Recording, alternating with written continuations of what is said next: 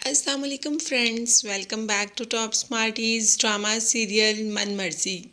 मंशा की ज़िंदगी में इतना कुछ हो गया, इतना कुछ कर लिया मंशा ने, मगर अकल मंशा को अभी भी नहीं आई।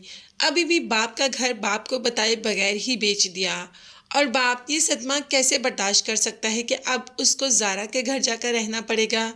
जो भी है, ज़ारा है तो उसकी बेटी ही ना, बेटी के घर जाकर कैसे रह सकता है। बस यही सदमा ताब ना लाता हुए इस दुनिया से ही चला गया। अब सारे घर वाले यहाँ पर रो रहे हैं कि बाप इस दुनिया में नहीं है, मगर मजाल है कि मंशा की आंखों में जरा भी आंसू आया हो। ये तो अपना सगा खून ही सफेद होने वाली बात है। अभी तो बाप को दफनाया ही था कि यहाँ पर पूरी की पूरी टीम आ गई कि घर खाली कर दो। मंशा तो ये बात जानती थी और बाप को भी ये बात बता चुकी थी कि मैंने ये घर बेच दिया, मगर सब ये नहीं जानते थे कि बाप इस वजह से मरा। हाँ, इसके बाद लोगों को अंदाज़ा हो गया कि मंशा की इसी हरकतों की वजह से हैदर साहब इस दुनिया से चले गए। मगर मंशा के चेहरे पर कोई शिकन या कोई निदामत नहीं। उसे तो बाहर जाना है और बाहर जाने के लिए उसको बहुत पैसों की ज़रूरत थी, इसीलिए उसने घर को बेच डाला। और जब हमज़ा ने या पुप्पो ने उससे पूछा तो उसने कह दिया कि मैं इस घर की मालकिन हूँ, मैं जो चाहूँ कर सकती हूँ। आप लोग कौन होते हैं मुझे कहने या मुझे रोकने वाले। आइंदा मेरी बातों में कोई भी ना बोले। मुझे वैसे भी बाहर जाना था और मैंने अब्बू को बता दिया था कि मैंने ये घर सेल कर दिया है। मंशा इतनी बेबाक और बदतमीज़ है, ये बात तो सभी जानते थे, मगर अपने बाप के दफनाने का भी इंतज़ार नहीं करेगी ये सब नहीं जानते थे।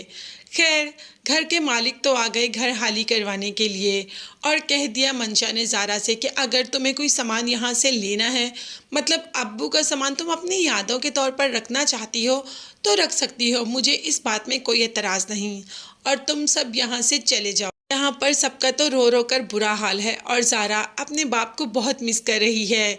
अभी तो उसने हैदर साहब से बहुत कुछ सीखना था। ज़ारा जो कि हैदर साहब की औलाद नहीं थी, फिर भी इतना तड़प महसूस कर रही है, और जो उनकी सगी औलाद थी उसको तो एहसास ही नहीं कि उसका बाप इस दुनिया से चला गया। वो सिर्फ यही जानती है कि मुझे बाहर जाना है और मुझे जल्द से जल्द बाहर जाना है, मैं पाकिस्तान छोड़कर जा रही हूँ।